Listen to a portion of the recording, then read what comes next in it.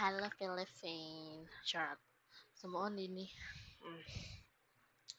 Di ba mag-download mo MongoDB? Kung mag-download mo kay dapat kaning MongoDB community server download, so select package. Mo ni download. Sa mo ni file ani. So open ako. Once mag-download mo ni next ninyo, di ba naka-download na mo kung tahay. Kaning i-change ninyo. Tapos MongoDB will be installed on local hard drive. Auto next may install na dayon siya. Hindi na ko install kay mana naman ko.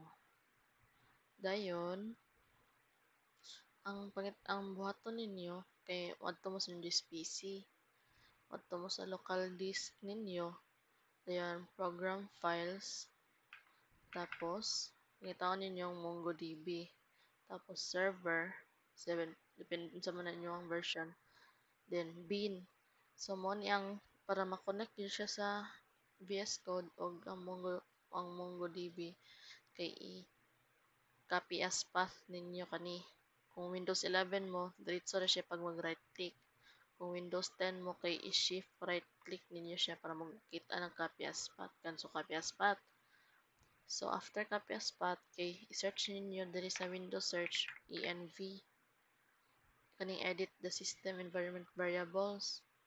Dayon kani i-click niyo environment variables, pangitaon ninyong path. Tukita ninyo, i-edit ninyo, mag-new mo, then i-paste nyo diri control V katong naka-copy as path ninyo. So mao dayon program files i-enter. Okay. Okay. Okay. So mao na dayon to, mo run na dayon inyong Mongo ma-connect ninyong MongoDB Compass like node index.js. Connect to MongoDB. Ma-connect na din siya.